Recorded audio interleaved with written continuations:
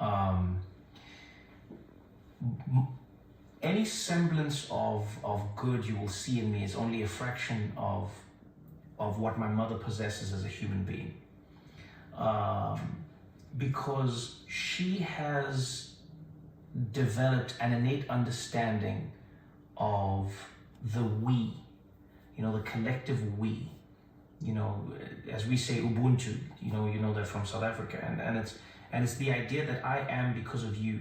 We're all connected as human beings. Very difficult to actually to apply, because we can think it theoretically. We all love to think it theoretically. Oh, we're all in this together. We're all doing this thing together. But there is when you truly understand it. I'll give you an example.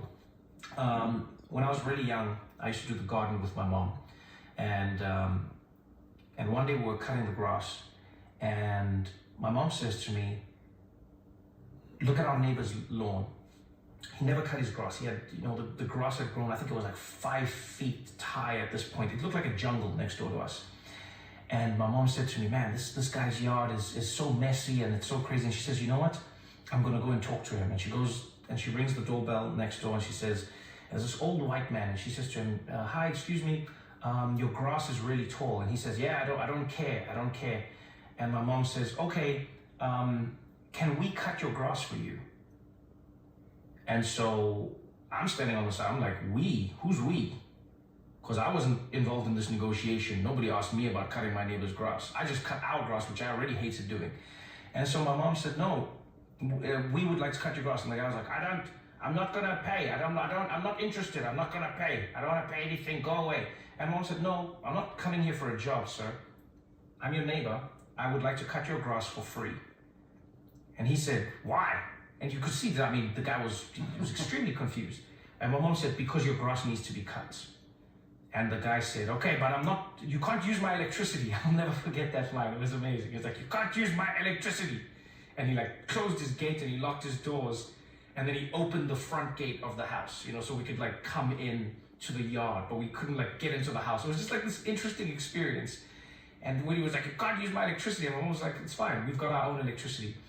And so she sent me to the house, and I had to go and plug in the extension cord, and we took the extension cord, and then I, plugged in the lawnmower, and then we started cutting this guy's grass. It was terrible. It was one of the worst experiences I've ever had mowing lawns, because it wasn't even a lawn, it's a jungle, man. And when we were done, because I complained, and my mom was like, "Stop complaining, just cut the grass." And when we were finally done, I said to my mom, "Why did we do that? This guy's an asshole.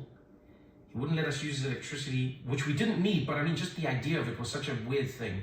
He wasn't nice to us. Why would we do this?" And my mom said, "Because his grass affects our house. If his lawn is not cut, if his backyard is a jungle, the rats are gonna grow. There's gonna be more rats, there's gonna be more vermin, they're gonna fester." And she said, "But you know what the problem is? Those rodents aren't gonna stay on his side of the wall. They're gonna come to our yard. And so now we're gonna have a rat problem." And so she said, "If I want to fix our rat problem, we need to go into his house and fix his rat problem." And I was like, "Yeah, but that's not our problem." And she said to me, "Yes." She said, "But that's the problem with the world, is we always think it's not our problem, but it will become our problem." And so that's a lesson that always stuck with me. And I think it's an idea that is really difficult for us to understand in this world, especially when you think of capitalism and money, and how we've all been ingrained into this rat race of owning it all, because we're all desperate to survive, and we don't even know how much we need to survive, if we're honest about it. We don't know how much is enough.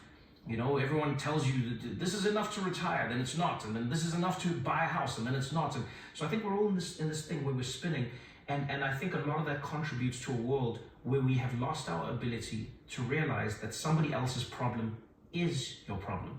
When somebody loses their house and they become homeless, you have a homeless person in your neighborhood now. That has become your problem. When somebody doesn't have a job or doesn't go to school or whatever, and then they resort to crime, that crime is now your problem. But there was a point when their problem was your problem and you didn't think it was your problem. And if we found a way to step in then, we may find that there would be fewer problems. And so I don't know.